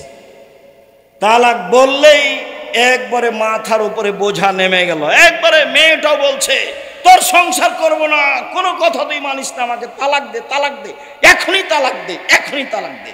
তখন আপনি নির্ভয় হয়ে বলছেন, যা যা, তোকে ছেড়ে দিলাম, 1 তালাক 2 তালাক 100 তালাক, যা যা। ছেলে 3টে, যেমন তালাক দেওয়া হয়েছে শয়তান চলে গেছে। ইন্না লিল্লাহি ওয়া ইন্না ইলাইহি রাজিউন। এখন তালাক দেওয়া শেষ হয়ে গেছে, তখন কে চলে গেছে? শয়তান চলে গেছে। এতক্ষণ খেপিয়ে কে তুলেছিল? শয়তান তুলেছিল, দুইজনকে। এখন মাওলানা সাহেবকে জিজ্ঞাসা করেছে, তখন মাওলানা সাহেব বলছে 1 রাতের জন্য বিবাহ দিতে হবে। এ আবার কেমন কথা? তাহলে আব্দুর রাজ্জাক সাহেবের কাছে যান। সম্মানিত দিনী ভাই বোন, সংসার সুন্দর করে করে মেয়ে দেখেন, এটা আল্লাহ রাসূলের আদেশ। মেয়ে দেখতে গিয়ে জামালপুরে যত প্রথা আছে সবই বাতিল। অগ্রিম দেখতে গিয়ে আংটি দেওয়া হারাম, ওখানে টাকা দেওয়া জায়েজ নয়। 10 জন মিলে দেখা জায়েজ নয়, বন্ধু বান্ধব মিলে দেখা জায়েজ নয়, অনুষ্ঠান করে দেখা জায়েজ নয়। আপনি শুধু দেখবেন, যদি অনুকূলে না হয় আপনার মাকে নিয়ে যান সাথে, আপনার বোনকে নিয়ে যান সাথে। এতগুলো লোককে নিয়ে দেখতে গেলেন কেন? সম্মানিত দিনী ভাই বোন, বিবাহ ঠিক হয়েছে, বিবাহের বৈঠক চাঁপাই নবাবগঞ্জে বরযাত্রী যায়, সাথে ডুলি বিবি যায়। ডুলি বিবি শব্দ বুঝেন কি না? ওই বরের পক্ষ থেকে কিছু মহিলা যায়, সেখানে গিয়ে ভিড় জমায়, নগ্ন মহিলা পাড়ায়। তারপর বিবাহের পূর্বে তাকে চাঁপাই নবাবগঞ্জে থুবড়া বলে, মানে গীত বলে, মানে ছেলেটাকে করায়, কি যেন হলুদ মাখায়, আর নানান কিছু যা আছে সব হারাম। তোমার ভাবি যে তোমার গায়ে হলুদ দিয়ে হলুদ মাখাচ্ছে, তো তোমার তো এটা ভাবি, ওটা তোমার বউ হলো কখন? ওটা তুমি কি দিয়ে বুঝলে এটা জায়েজ? তোমার বিবাহের সূচনাতে হারাম কাজ, তুমি কি দিয়ে ভালো সন্তানের আশা করতে পারো? চাঁপাই নবাবগঞ্জে এটাকে থুবড়া বলে। মেয়েটা বসে থাকে, গ্রামের লোক এসে তার মুখে ক্ষীর দেয়, মিঠাই দেয়, এবং সবাই টাকা দিয়ে যায়। ও তো স্ত্রীর মুখে ক্ষীর তুলে দিতে হবে, মিঠাই দিতে হবে, সারা গ্রামের লোক কি করে তার মুখে মিঠাই দিতে পারে? এই নীতি হারাম। আমি আপাতত আজকের মতো জামালপুরের বিবাহের কোনো নিয়মকানুন আমার জানা নেই। আমি যা 2-1 বলছি চাঁপাই নবাবগঞ্জের ভিত্তিতে বলছি। যাক, বিবাহের বৈঠক শুরু হয়েছে। জি, বিবাহের বৈঠক শুরু হয়েছে, বরযাত্রী এত যাবে না, অল্প কয়েকজন যাবে। কেন? মেয়ের বাপের 10টা টাকা খরচ হবে, এরকম কোনো কোরআন হাদিস দিয়ে প্রমাণ করা যায় না। তুমি যে এতগুলো লোক নিয়ে গেছো, বন্ধু বান্ধব বরযাত্রী নিয়ে গেছো, তোমার বাপের কাছ থেকে কিছু টাকা নিয়ে যাও, 2-4 লাখ দিয়ে তোমার শ্বশুরকে দিয়ে বলিও আব্বা এই যখন থাকলো খরচ করবেন। কেননা তোমার শ্বশুরের 10 টাকা খরচ হবে, এর প্রমাণ আমরা পেশ করতে পারিনি, বের করতে পারবো না। অতএব এতগুলো লোক গেলে কেন ওখানে? সম্মানিত দিনী ভাই বোন, 2 জন সাক্ষী এবং মেয়ের পিতা, বিবাহের বৈঠক আগে হবে খুতবা, তারপরে মেয়ের পিতা বলবেন। আর না হয় একজন লোক বলবে খুতবার পরে, মেয়ের পিতা আগে আগে বলবে, পরে পরে বলবে আমার মেয়ে খালেদা এত টাকা নগদ, এত টাকা বাকিতে তোমার সাথে বিবাহ বন্ধনে আবদ্ধ হতে রাজি, তুমি তাকে স্ত্রী হিসেবে কবুল করো। তখন ছেলেটি বলবে কবুল করলাম, বা বুখারীর শব্দ এসেছে কাবিল, তো আমি কবুল করলাম। একবার বললেই যথেষ্ট হয়। গুরুত্বপূর্ণ কথা আল্লাহ রাসূল 3 বার বলতেন, আমার মেয়ে খালেদা এত টাকা নগদ, এত টাকা বাকিতে তোমার সাথে বিবাহ বন্ধনে আবদ্ধ হতে রাজি, তুমি তাকে স্ত্রী হিসেবে কবুল করো। কবুল করলাম। 2 জন সাক্ষী শুনবে, আমার মেয়ে খালেদা এত টাকা নগদ, এত টাকা বাকিতে তোমার সাথে বিবাহ বন্ধনে আবদ্ধ হতে রাজি, তুমি তাকে স্ত্রী হিসেবে কবুল করো। ও বলবে কাবিল, তো গ্রহণ করলাম। এই হলো বিবাহ। এখন দাঁড়িয়ে ওয়ালিমার দাওয়াত দিতে পাবে না, এটাও না জায়েজ। মেয়ের কাছে বিবাহ পড়ানো হারাম। এবার একটু গায়বান্ধা থেকে আসি 1 মিনিট। গায়বান্ধার নিয়মে বর কেবলা মুখে বসে থাকবে, রুমাল মুখে দিয়ে। যদি বর কথা বলে তাহলে বৈঠকের লোক খেপে যাবে, ছি ছি ছি ছি, কেমন হোঁস মোটা এই ছেলে, বিবাহ দেওয়া হবে না এখন দিয়ে অনেকে খেপে বিবাহ থেকে উঠে যাবে। বর কথা বললো যে, আরে বর টাকা দিবে মোহর, বর কথা বলবে না তো কে কথা বলবে? তার গার্জেনেরা আছে অবশ্যই বলতে পারে, কিন্তু বর বলা অপরাধ এটা কে বললো? বরকে মুখ বন্ধ করে কেবলা মুখে বসে থাকতে হবে, এটা কে বললো? চলেন 1 মিনিট। মেয়ে যেখানে আছে সেখানে বিবাহ পড়াতে গেছে, গিয়ে বলছে অমুক নেবাসী অমুক তোমাকে বিবাহ করতে এসেছে, এত টাকা নগদ বাকিতে, তুমি তাকে স্বামী সত্ত্বে কবুল করো। তখন মেয়েটি বলল কবুল করলাম। 3 বার বলার পরে এবারে কয়েকজন লোক যেখানে বরযাত্রী বসে আছে সেখানে আসলো, এসে দাঁড়িয়ে আছে। তো বসে থাকা লোকগুলি বলছে আপনারা কে? আমরা এই বিবাহের উকিল। মেয়ে কবুল করেছে? জি করেছে। আপনারা শুনেছেন? জি শুনেছি। তাহলে বসেন। তখন বসে, এতক্ষণ পর্যন্ত সবাই দাঁড়িয়ে আছে। মনে হচ্ছে যে হিন্দুদের বিবাহ লেগেছে, কলার গাছের চতুর্দিকে ঘুরে ধর্ম পাগল হয়ে গেছে। ধর্ম আপনারও এসেছে ইরান থেকে দিল্লিতে, দিল্লি থেকে আস্তে আস্তে জামালপুরে আস্তে আস্তে উল্টে কি যে হয়ে গেছে। সব জায়গায় এরকমই, একটা রীতিও জায়েজ নয়, সব হারাম। 2 জন সাক্ষীকে সামনে রেখে মেয়ের পিতার সামনে খুতবা হবে। মেয়ের পিতা বলবে এই তার নাম বিবাহ। এরপরে এখানে আর কোনো অনুষ্ঠান নেই, বউ নিয়ে চলে যাবে। সম্মানিত দিনী ভাই বোন, বউ নিয়ে গিয়ে বাসর ঘর সাজাতে হবে, এ কথাই ঠিক। আসমা বিনতে ইয়াজিদ বলেন, তার চাচা, তার দাদা, তার বংশের সিরিয়াল, যদি বাপ চাচা কেউ না থাকে তার ভাই, নাহলে তার ছেলে হতে পারে না ভাইজান? ছেলে হতে পারে, ছেলে মায়ের বিবাহ দিবে। এটা একটা কুসংস্কার যে বাপ অনেকদিন আগে মারা গেছে, এই ছেলে মায়ের বিবাহ দিবে না। আর একটু যদি মা বিবাহের কথা বলে তো সবাই বলে ওঠে মেয়েটা খারাপ, ওর খাসলত খারাপ, এতগুলো ছেলে রেখে মেয়ে রেখে বিবাহ বসতে যাও। এইটা জায়েজ নয়। ওকে বিবাহ বসার ব্যবস্থা করতে হবে, এটাই ঠিক। প্রয়োজন তার ছেলেরা করবে, প্রয়োজনে তার ভাইয়েরা করবে, এটাই নিয়ম। সম্মানিত দিনী ভাই বোন, আসমা বিনতে ইয়াজিদ বলছেন, আমি আয়েশাকে সুন্দরী করে সাজালাম। 1 মিনিট আগের অংশ। আয়েশা রাদিয়াল্লাহু তাআলা আনহা বলেন, আমি আমার বান্ধবীদের নিয়ে দোলনায় খেলাচ্ছিলাম, হঠাৎ আমার মা বললেন, আয়েশা, জোর করে চিৎকার করে ডাকলেন। আমি দৌড়িয়ে আসলাম। খেলার কারণে আমার গায়ে ধুলাবালি কিছু লেগে আছে। আমার মা একটু পানি দিয়ে আমার গায়ের ধুলাবালিগুলো মুছে দিলেন। তারপর একটা ঘরে নিয়ে গেলেন, দেখি সেখানে আনসারীদের মহিলা, তারা আমাকে সুন্দরী করে সাজালেন। কি দিয়ে সাজালেন তা আয়েশা উল্লেখ করেননি। আসমা বিনতে ইয়াজিদ বলছেন, আমি আয়েশাকে সুন্দরী করে সাজালাম আল্লাহ রাসূলের জন্য। কি দিয়ে সাজিয়েছেন তা উল্লেখ হয়নি। তবে আবু হুরায়রা রাদিয়াল্লাহু তাআলা আনহু বলেন, রাসূল সাল্লাল্লাহু আলাইহি ওয়াসাল্লাম বলেছেন, তিবুর রিজালে মা জাহারা রিহুহু ওয়া খাফিয়া লাউনুহু, পুরুষের সুগন্ধি যার গন্ধ পাওয়া যায়, দেখতে পাওয়া যায় না। পুরুষের সুগন্ধি যার গন্ধ পাওয়া যায়, দেখতে পাওয়া যায় না। মহিলাদের সুগন্ধি যা দেখতে পাওয়া যায়, গন্ধ পাওয়া যায় না। মহিলাদের সুগন্ধি যা দেখতে পাওয়া যায়, গন্ধ পাওয়া যায় না। একজন মহিলা রাসূলের হাতে একটা পত্র দিল। আল্লাহ রাসূল পত্রটা নেওয়ার সময় হাতটা টেনে নিলেন না, দিয়ে বললেন, কি ব্যাপার? আয়াদু রাজুলিন ইমরা, এই হাত মহিলার না এই হাত পুরুষের? মহিলাটি বলল, আমি মহিলা মানুষ, এটা মহিলার হাত। তখন আল্লাহ রাসূল বললেন, তাহলে তোমার হাতটা তুমি মেহেদি দিয়ে পরিবর্তন করনি কেন? তার মানে মেয়ের হাতে মেহেদি দিতে হবে, মেয়েরা হাতে মেহেদি দিতে বাধ্য।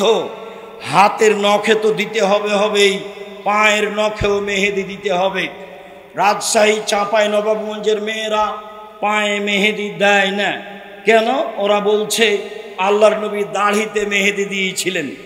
তো যেই জিনিস আল্লাহর নবী দাড়িতে দিয়েছেন সেটা আমরা পায়ে দিতে পারি কিভাবে?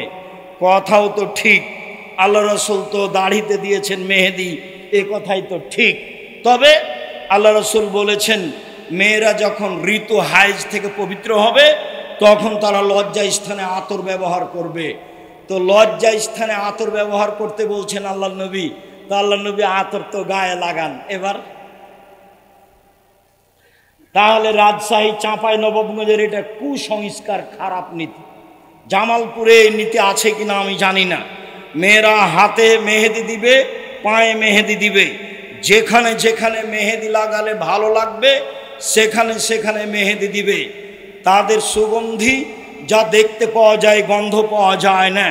বিউটি পার্লারে যা কিছু আছে, পদার্থ বৈধ হলে মেয়ে সব কিছু ব্যবহার করতে পারে, তবে সেখানে ঢুকতে পাবে না।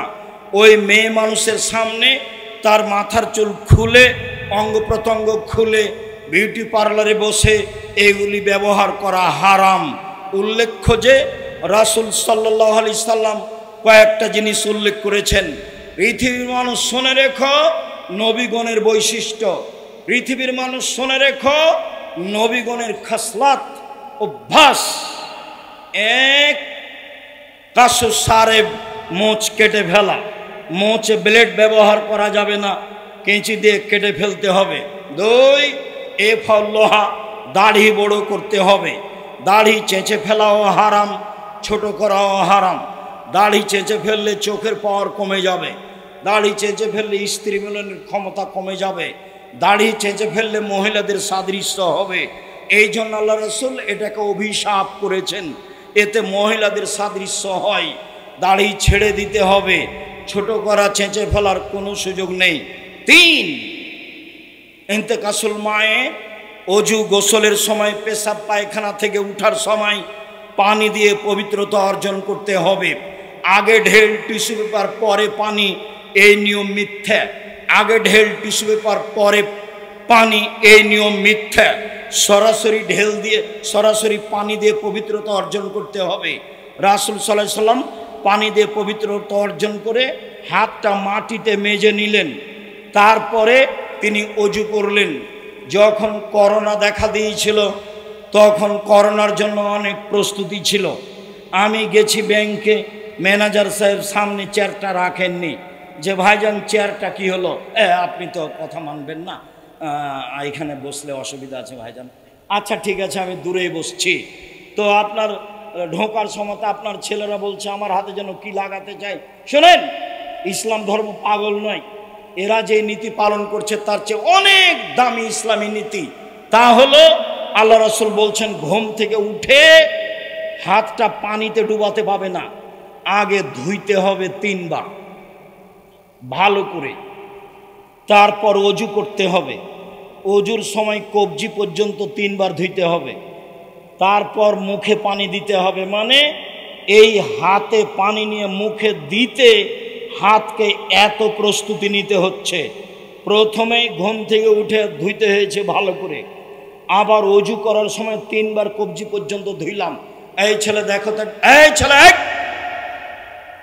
যারা আপনার পাশ থেকে উঠছে ও তো কথা বুঝতে পারে না, পরিবেশ যেন কন্ট্রোলে থাকে, এটা আপনি খেয়াল করবেন। আমরা এক পর্যায়ে, আমি তো আর আব্দুল্লাহ বিন ফজল রাহিমাহুল্লাহ নই যে ঘন্টার ঘন্টা বক্তব্য দেব, ফজর হয়ে যাবে, মানুষ বুঝতে পারবে না কখন ফজর হলো। তারা বড় আলেম ছিলেন, অনেক কোরআন হাদিস জানতেন, লম্বা সময় ধরে কথা বলতেন। অত লম্বা সময় ধরে কথা বলার আমাদের পরিবেশ পরিস্থিতি নেই। অতএব আমার দিনী ভাই বোন, যে যেখানে আছেন ধৈর্যের পরিচয় দিয়ে বসে থাকেন, আপনার আমি কিছু না কিছু উপকার করব ইনশাআল্লাহ। আবার একটু কথাটা বুঝেন, কোনই পর্যন্ত যখন হাত ধুইতে যাব তখন কি কবজি পর্যন্ত ধোয়া পড়বে না?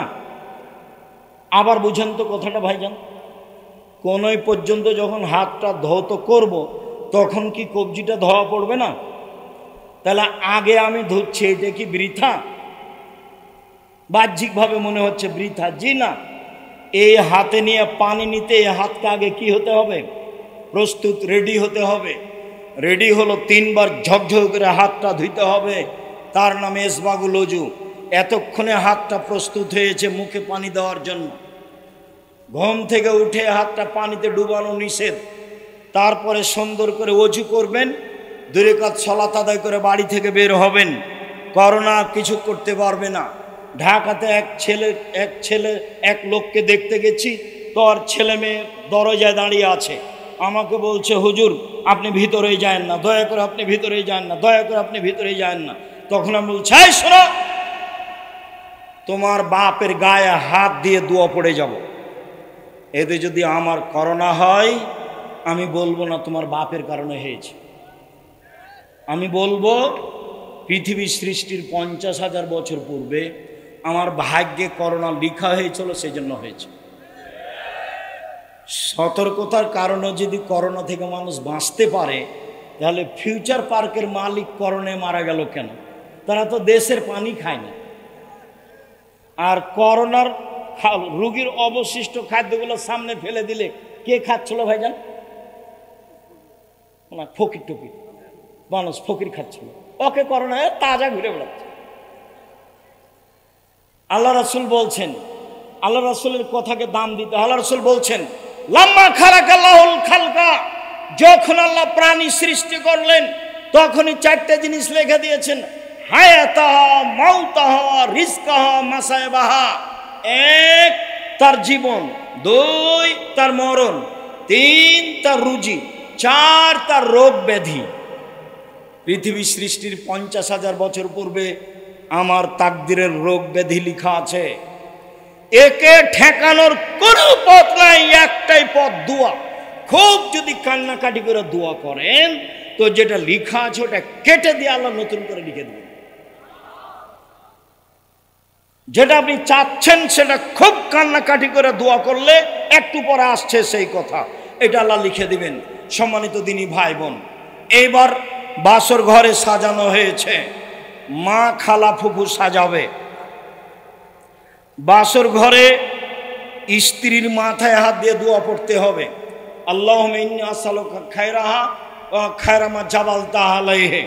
আল্লাহ, এই স্ত্রীর কল্যাণ চাচ্ছি, যে কল্যাণ দিয়ে তাকে সৃষ্টি করা হয়েছে সেইটা চাচ্ছি। অযুবকা মিন শাররিহা, তার অনিষ্ট হতে বাঁচতে চাচ্ছি। অযুবকা মিন শাররি মা জাবালতাহা আলাইহা, যে ক্ষতি দিয়ে তাকে সৃষ্টি করা হয়েছে সেই ক্ষতি হতে বাঁচতে চাচ্ছি। এরপরে 2 রাকাত সালাত, এরপরে দাম্পত্য জীবন। শুনুন, আল্লাহ রাসূল বলছেন কোন মানুষ যখন তার স্ত্রীর কাছে আসবে তখন বলবে বিসমিল্লাহি আল্লাহুম্মা জান্নিবনা শায়তান ওয়া জান্নিবিশ শায়তান মা রাযাকতানা। হে আল্লাহ, তুমি আমাকে আর আমার স্ত্রীকে শয়তান থেকে বাঁচাও, আর আমাদের মিলনে যেই সন্তান হবে সেই সন্তানকে তুমি শয়তান থেকে বাঁচাও। এরপরে সকালে হবে ওয়ালিমা, 1 দিন 2 দিন 3 দিন হতে পারে। ওয়ালিমায় ধনী গরিব মানুষ সবাই থাকবে। যদি শুধু ধনী মানুষ থাকে তাহলে এই খাদ্য সবচেয়ে নিকৃষ্ট খাদ্য, এইটা ফেলে দিতে হবে, কুকুরে খেয়ে নেবে। কোনটা ওয়ালিমা ফেলে দিতে হবে? যে ওয়ালিমায় শুধু ধনী মানুষকে দাওয়াত দেওয়া হয়েছে, গরিব মানুষ নেই, সেই ওয়ালিমাকে আল্লাহ রাসূল বলছেন আশার উত্তম, সবচেয়ে নিকৃষ্ট খারাপ খাদ্য। তো সবচেয়ে নিকৃষ্ট খারাপ খাদ্য ওটা রাখবেন কেন? ফেলে দেন, এটা কুকুরে খায়। নইলে ধনী গরিব সবকেই থাকতে হবে, সবাই খেয়ে দোয়া পড়বে বারাকাল্লাহু লাকা ওয়া আলাইকা ওয়া জামা বাইনাকুমা ফি খায়রিন। তোমার উপরে আল্লাহ বরকত দান করুক, তোমাকে আল্লাহ বরকত দেখ, তোমাদের 2 জনকে আল্লাহ কল্যাণের উপরে রাখুক। সম্মানিত দিনী ভাই বোন, এবার পেটে বাচ্চা আসলো বা আসেনি, 2 জন মিলে বলবেন এই ছেলে এই শোনো, খেয়াল করে। উপস্থিত দিনী বোন গল্প বন্ধ করেন। 10 বছর হলো বিবাহ, সন্তান তো হয়নি, তো ঢংও তো একটু পরিবর্তন হয়নি। কথা বলছেন কেন? এসে চলে গেলেন কেন? আমি তো আপনার জন্য এসেছি, আর অনেক পথ অতিক্রম করে এসেছি, আবার অনেক পথ অতিক্রম করে যাব, গিয়ে ক্লাসে বসবো ইনশাআল্লাহ। এভাবেই দিন কাটছে। আমি আপনার জন্য এসেছি। এখন আপনি বলবেন রব্বে হাবলি মিন লাদুনকা যুরিয়াতান তাইয়্যিবা ইন্নাকা সামিউদ দুআ। হে আল্লাহ, তুমি আমাকে একটা সুসন্তান দাও, তুমি তো দোয়া কবুল করো। রব্বে হাবলি মিন লাদুনকা যুরিয়াতান তাইয়্যিবা, হে আল্লাহ, তুমি আমাকে একটা সুসন্তান দাও, তুমি তো দোয়া কবুল করো। দিন যায় রাত্রি যায়, পেটে বাচ্চা আসলো, বাহিরে যাবেন না, হাটে বাজারে যাবেন না, ল্যাংটা ছবি দেখবেন না, যা কিছু খারাপ দেখবেন এই বাচ্চার উপরে সেই প্রতিক্রিয়া যাবে। কাজেই স্বামীর সাথে কক্সবাজার বেড়াতে যাবেন না, পেটে বাচ্চা আছে। আপনার ওই এতে যাবেন না, চিড়িয়াখানায় যাবেন না, বাজারে যাবেন না। দেবর আছে, ভাসুর আছে, শ্বশুর আছে, বাপ আছে, গ্রামবাসী আছে, ভাতিজারা আছে, ভাইয়ের ছেলে আছে, বোনের ছেলে আছে, কত মানুষ আছে আপনার বাজার করার জন্য। আপনি কেন বাজারে যাবেন? এদেরকে বললেই তো বাজার করে দেয়। কথা বোঝা যায়নি মনে হয়। আপনি পেটে বাচ্চা নিয়ে বাইরে যাবেন না। শুনুন, আকাশে চন্দ্রগ্রহণ, এখন পেটে বাচ্চা আছে, তাই শাশুড়ি বলছে, মায়ে বলছে শুয়ে থাক, কোথাও যাস না, কোনো কাজ করিস না, কোনো কাজ করিস না, সূর্য চন্দ্রগ্রহণ লেগেছে, বাচ্চার ক্ষতি হয়ে যাবে। এটা হলো কুসংস্কার, নোংরা নীতি, হারাম। এগুলো পড়লেই মুকসেদুল মুমিনিন বইয়ের হেডলাইনের কথা মনে পড়ে। মুকসেদুল মুমিনিন বইয়ের একটা হেডলাইন আছে, অবিবাহিত ছেলে মেয়ের পড়া নিষেধ। তো যে দেখে সেই পড়ে, যে দেখে সেই পড়ে। কিরে, কি লেখা আছে? তো লেখা আছে ওখানে, চন্দ্রগ্রহণে স্ত্রী মিলন হলে ছেলে ভ্যাংচা হয়, ভরা পেটে স্ত্রী মিলন হলে ছেলে টেরা হয়, সফরের পূর্বে স্ত্রী মিলন হলে ছেলে কানা হয়। আল্লাহর হস্তে শুরু থেকে নিয়ে শেষ পর্যন্ত একটা বাক্য সত্য নয়, সবই মিথ্যা। আল্লাহ বলছেন পৃথিবীর মানুষ, নিসাউকুম হারসুল্লাকুম ফাতু হারসাকুম আন্না শাইতুম, তোমাদের স্ত্রী তোমাদের জমি, তোমাদের স্ত্রী তোমাদের ক্ষেত, তোমরা তোমাদের জমিতে আসো ইচ্ছা মতো, সকালেই কি, বিকালেই কি, দুপুরেই কি, ভরা পেটেই কি, সফরের পূর্বেই কি, চন্দ্রগ্রহণ লাগলেই কি আর না লাগলেই কি। এটা হলো কুসংস্কার। হেডলাইনে যা লেখা আছে, হেডলাইনের নিচে সবই কোরআনের আয়াতের বিরোধী। এবার বাচ্চা প্রসব সম্ভবপর আপনি ক্লিনিকে যাবেন না, স্বাভাবিকভাবে বাচ্চা প্রসবের চেষ্টা করবেন। সম্ভবপর আপনার মা চাচি দুই একজন থাকবে যারা বুঝে, সারা গ্রামের মহিলা এখানে আসতে পাবে না। পর্দার ব্যতিক্রম হলে সন্তান সুসন্তান হবে না, এ কথাই ঠিক। বাচ্চা প্রসব হয়েছে, বাচ্চার পাশে আজান দিবেন, এক কানে আজান এক কানে একামাত, এ হাদিস ঠিক নয়। পাশে আজান দিবেন স্বাভাবিক কণ্ঠে। এবার পরের দিন বা তখন বা তারপরের দিন বাচ্চাকে একটা পরহেজগার মানুষের কাছে নিয়ে যাবেন, চাচা হোক চাচি হোক আলেম হোক যে হোক না কেন, গিয়ে বলবেন চাচা আমার বাচ্চাকে দোয়া করে দেন আর তাহানিক করে দেন। তখন তোমার চাচা একটা খেজুরের একটা অংশ মুখে নিয়ে খুব ভালোভাবে চাবিয়ে পানি পানি করে হাতের আঙ্গুলে নিয়ে জিভার মাঝামাঝিতে দিয়ে দিবে, আঙ্গুলটা ঢুকিয়ে দিয়ে মাথায় হাত দিয়ে দোয়া পড়বে, আইজাকুমুল্লাহ বিকালিমাতিল্লাহি তাম্মা মিন কুল্লি শাইতানিন হাম্মা ওয়া মিন কুল্লি আইনিন লাম্মা। এই দোয়া পড়বে। আল্লাহুম্মা ফাক্কিহু ফিদ্দীন, আল্লাহুম্মা আল্লিমহুল হিকমা, এই দোয়া পড়বে। এখন চাচা চাচি এই দোয়া জানে কিনা সেটা তো একটা কথা। দোয়ার বই তো আমি অনেক আগেই লিখেছি। 1992 সালে জামালপুরে এসেছিলাম চীনাডলিতে, হাত তুলে দোয়ার বাহাসে দেখলাম বেশ বড় বড় মাওলানা। আমি জামালপুরের প্রায় স্বভাবই ভালোবাসি। ইতিপূর্বে যত বাহাসে বসেছি সব জায়গায় গণ্ডগোল, শুধুমাত্র জামালপুর চীনাডলির সেই বাহাসে কোনো গণ্ডগোল ছিল না। যারা উপস্থিত ছিলেন সবাই পায়জামা পাঞ্জাবি পরেছিলেন, সবার মাথায় টুপি ছিল, দেখতে আমাকে খুব ভালো লাগছিল। যদিও তারা আলোচনায় পরাজয় বরণ করেছিলেন।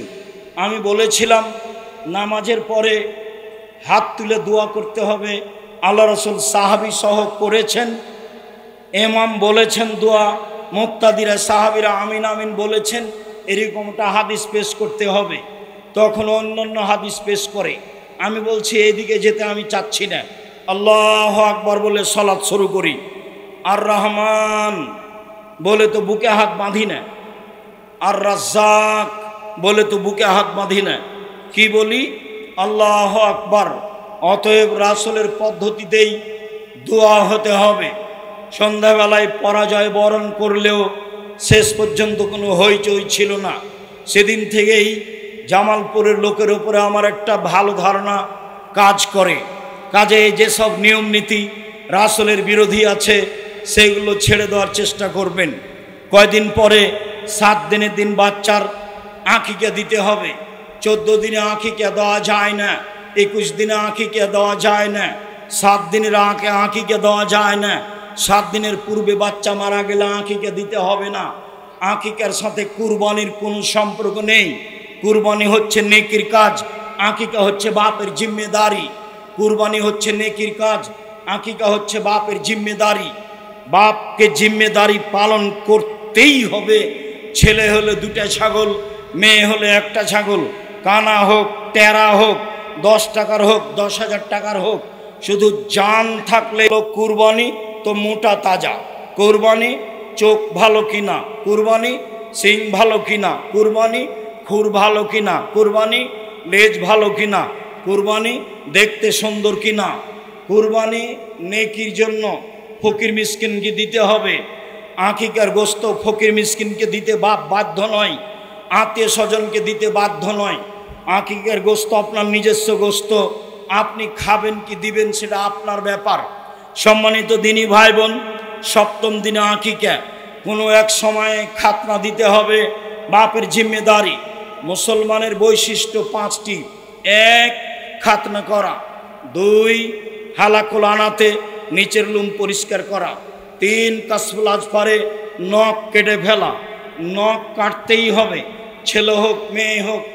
যদি নখ বড় থাকে তাহলে মেয়ে আদর্শ শিখতে পারেনি, পিতা অযোগ্য দায়িত্ব পালন করতে পারে না। সম্মানিত দিনী ভাই বোন, আপনাকে খাতনা দিতে হবে, ছেলের বাধ্য। ছেলে এখন হাঁটতে পারে, পায়জামা পরাতে হবে, হাফ প্যান্ট নয়। মেয়ে এখন হাঁটতে পারে, পায়জামা পরাতে হবে, জাঙ্ঘিয়ে নয়। দিন যায় রাত্রি যায়, 5-7 বছর হয়েছে, বাচ্চা এখন পড়তে যেতে পারে। তাহলে মেয়ে বাচ্চা হলে মাথায় একটা স্কার্ফ দিয়ে বাচ্চাকে স্কুল পাঠাতে হবে। যে স্কুলে বলা হয় না ওমা তোমার আকাশ, ওমা তোমার বাতাস, সম্ভবপর সেই স্কুলে পাঠাতে হবে। দিন যায় রাত্রি যায়, বাচ্চার বয়স হয়েছে 7 বছর, তাকে সলাতের জন্য বলতে হবে। দিন যায় রাত্রি যায়, বয়স হয়েছে 15 বছর, তাকে সলাতের জন্য বাধ্য করতেই হবে যে কোনো মূল্যে। রাসূল সাল্লাল্লাহু আলাইহি ওয়াসাল্লাম বলেন, মান ওয়ালাদালাহু ওয়ালাদুন ফালইহসান ইসমাহু, তার যদি ছেলে মেয়ে জন্ম নেয়, 1 সুন্দর নাম রাখতে হবে, 2 আদাবাহু সুন্দর শিষ্টাচার শিখাতে হবে, 3 বড় হলে বিবাহ দিতে হবে, 4 বড় হয়ে যায় যদি বিবাহ না দেয়, এই ছেলে মেয়ে যদি কোনো পাপ করে, সেই ছেলে মেয়ে তার পিতা পাপ সে পিতার হবে। সম্মানিত দিনী ভাই বোন, আমরা আলোচনার একটা পর্যায়ে এসে শেষের দিকে চলে আসলাম। এই ছেলে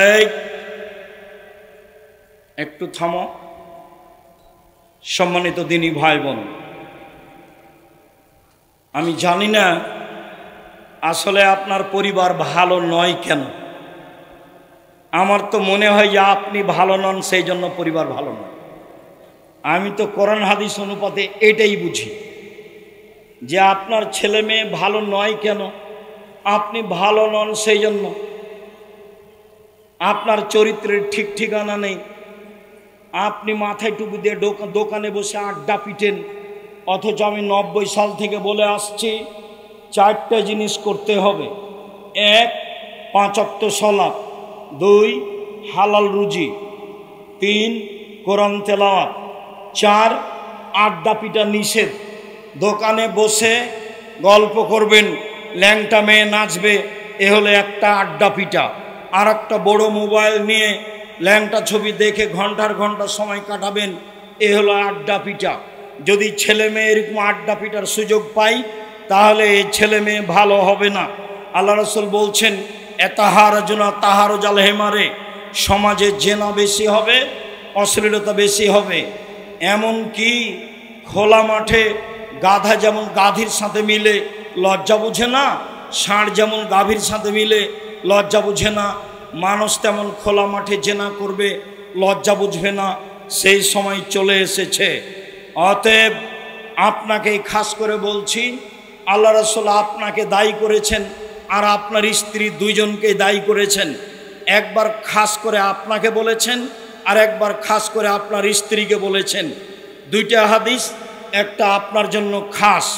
রাসূল সাল্লাল্লাহু আলাইহি ওয়াসাল্লাম বলেন, মান কানাত লাহু ওয়ালিদা, কার যদি একটা কাজের মেয়ে থাকে বা মেয়ে থাকে, ফাআল্লামাহা, তাকে বিদ্যা শিখিয়ে দিল, ফাহসানা তালিমাহা, সুন্দর বিদ্যা শিখিয়ে দিল, ওয়াদ্দাবাহা, শিষ্টাচার শিখিয়ে দিল, ফাহসানা তাদিবাহা, সুন্দর শিষ্টাচার শিখিয়ে দিল, তাহলে তার জন্য ডবল নেকি হবে। এটা হলো পিতার জন্য খাস। আর মায়ের জন্য খাস, যেটা আপনি জানেন, যেটা জাবের বলছেন, আমি তালাকপ্রাপ্তা বয়সের মেয়ে বিবাহ করেছি 4টা কারণে। 1, আমার স্ত্রী যেন আমার বোনদেরকে বিদ্যা শিখাতে পারে। 2, আমার স্ত্রী যেন আমার বোনদেরকে শিষ্টাচার শিখাতে পারে। 3, আমার স্ত্রী যেন আমার বোনদেরকে পরিপাটি করে সাজগোজ করে রাখতে পারে। 4, আমার স্ত্রী যেন আমার বোনদেরকে পাহারা দিতে পারে। মা মানে পাহারাদার। অতএব আপনার যে ক্ষতি ঢুকেছে পরিবারে, আপনার কারণে ঢুকেছে, আপনার স্ত্রীর কারণে ঢুকেছে। আমরা কথা বলছি, আপনার ছেলে দোকানে বসে আড্ডা পিটছে, জিনিস কিনছে, এর জন্য আমি দায়ী না আপনি দায়ী? এর জন্য তো আমি দায়ী নই, এর জন্য আপনি দায়ী। জবাব আপনি দিবেন। সম্মানিত দিনী ভাই বোন, আবু বকর সিদ্দিক রাদিয়াল্লাহু তাআলা আনহুর মতো পরিবারকে কন্ট্রোল করার চেষ্টা করেন যে কোনো মূল্যে। রাসূল সাল্লাল্লাহু আলাইহি ওয়াসাল্লামের পদ্ধতি অনুযায়ী পরিবার বাস্তবায়ন করার চেষ্টা করেন। আল্লাহ আপনাদের তৌফিক দান করুক, আল্লাহুম্মা আমিন। আলোচনার শেষে এসে সকল দিনী ভাই বোনকে আমার পক্ষ থেকে একটা পত্রিকা আছে ফ্রি, আমি নিজে কিনে নিয়ে এসেছি আপনাকে ফ্রি দেওয়ার জন্য। যারা একটা কিনে নেবে তারা ফ্রিটা পাবে। সাথে সাথে অন্যান্য বই পুস্তক, আজকের আলোচনা আদর্শ পরিবার, আদর্শ নারীতে আছে, উপদেশ বইয়ে আছে, বইগুলি সংগ্রহ করবেন। সামনে বৃহস্পতিবার শুক্রবার জামিয়া সালাফিয়া আসেন, দেশের বড় বড় বিদ্বানগণ রয়েছেন, আপনাদের বিষয়ভিত্তিক বক্তব্য শোনাবেন।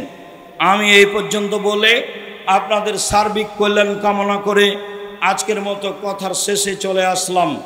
আল্লাহ, তুমি আমাদের যারা মারা গেছে তাদের কবরের শাস্তি মাফ করো, যারা অসুস্থ তুমি তাদের আরোগ্য দান করো, যারা আমরা বেঁচে আছি তুমি তাদেরকে তোমার রাসূলের পদ্ধতি অনুযায়ী চলার তৌফিক দান করো।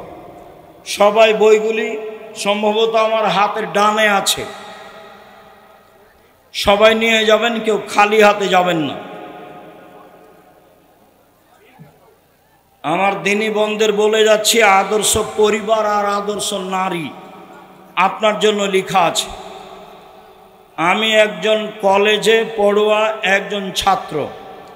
আমি আমার ভাবির সাথে 100 বারের বেশি জেনা করে ফেলেছি, এখনো জেনা বাদ দিতে পারছি না। এখন আমার করণীয় কি? এবার তোমরাই বিবেচনা করো। এই কথা তো সত্য। রাতে উঠে কান্নাকাটি করো আল্লাহর কাছে। একবার পা পিছলে গেলে সেখান থেকে ভালো হওয়া খুব কঠিন। তোমার ভাবিকে হত্যা করে মেরে ফেলা ছাড়া পৃথিবীতে আল্লাহর আর কোনো বিধান নেই। তোমার ভাবি এত বড় পাপী, তোমার চরিত্র তুমি নিজেই বুঝছো। অতএব যুবক যুবতী যারা এখানে আছো, সাবধান, এই কথা যেন তোমাকে সংশোধন করে। আল্লাহ তোমাকে হেফাজত করুক, আল্লাহুম্মা আমিন। আমি মনে করি আল্লাহ তাআলা মাফ করবেন, কিন্তু আল্লাহ তাআলা কি আসলেই আমাকে মাফ করবেন? তওবা করো, কান্নাকাটি করো, মাফ করবেন তোমার বলা অনুযায়ী। শাইখ কথায় আছে, যার চরিত্র যেমন হবে তার স্ত্রীর চরিত্র তেমন হবে। না, এ কথা ঠিক নয়, এ কথা ঠিক নয়। তুমি খারাপ, স্ত্রী ভালো হতে পারে, তুমি ভালো, স্ত্রী খারাপ হতে পারে। কিছু ইসলামিক দলেরা বলে আমরা গণতন্ত্র থেকে কুফরি বাক্যগুলো মানি না। গণতন্ত্র তো খ্রিস্টান আব্রাহাম লিঙ্কনের তৈরি, এর তুমি কোনটা ছাড়বা আর কোনটা রাখবা? এ আবার কেমন বুদ্ধি তোমার? বাংলাদেশে অনেক আহলে হাদিসের মসজিদ মাদ্রাসা ভাঙা হয়েছে, কোনো ইসলামী দল কথা বলেনি কেন? আব্দুল্লাহকে জানায়ও, গেলে তোমাদের সমাধান করে দেবে ইনশাআল্লাহ।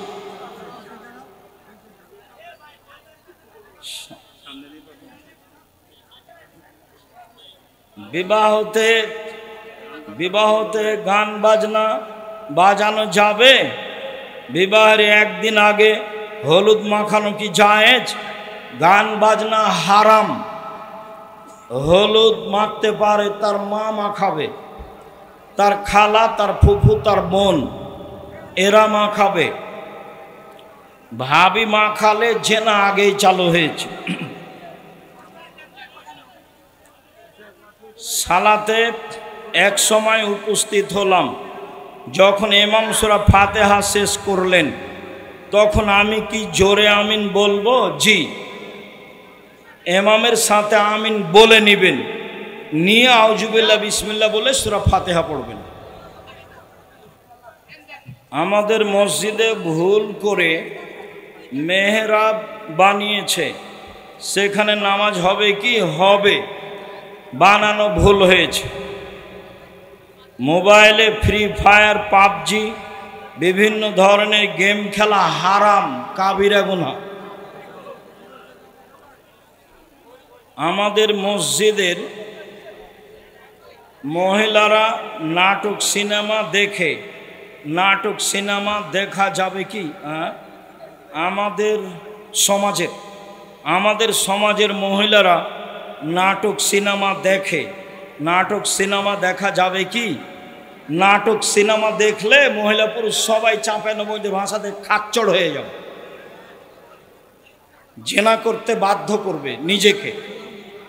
নাটক সিনেমার স্বভাবই খারাপ, ওর গতিবিধি খারাপ, ওর সব কিছুই হারাম।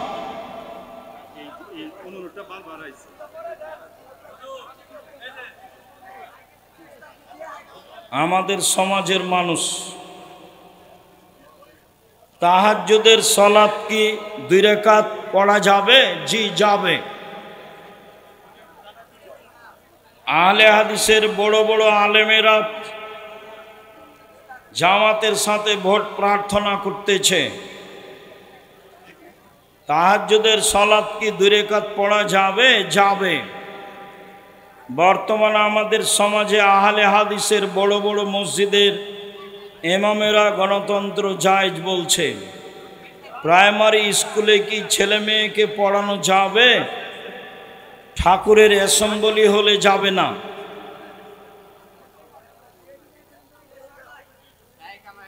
বোর্ডিংয়ের কাজের জন্য আপনার মাদ্রাসা গিয়েছিলাম, তখন আপনি ব্যস্ত থাকার কারণে কথা বলতে পারিনি, যার ফলে চলে এসেছি। বাবুর্চি রুবেল বলেছিল লোক বেশি, এখন লোক যতই বেশি হোক আপনার কাছে অনুরোধ রইল, কাল আসো, দেখা করো, দেখি কাজে লাগানো যায় কিনা। আমি একটা মেয়েকে অনেক ভালোবাসি।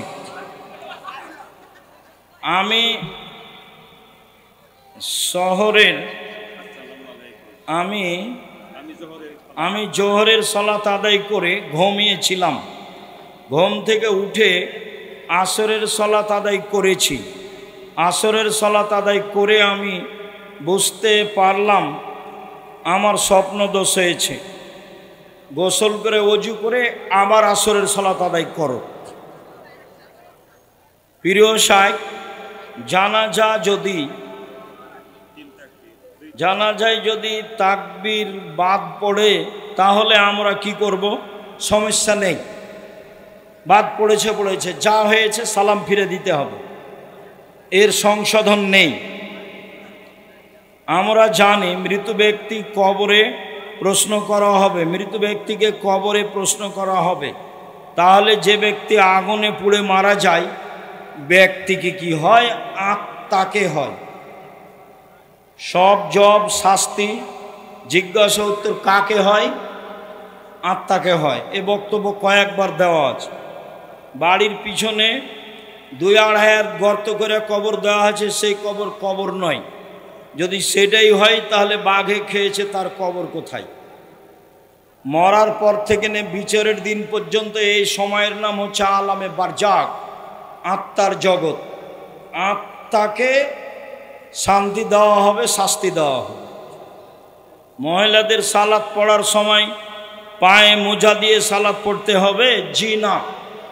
পায়ের উপর অংশ খুলে থাকবে, আসে যায় না। মুখ খোলা থাকবে, কবজি পর্যন্ত খোলা থাকবে। কালেমা তাইয়্যিবা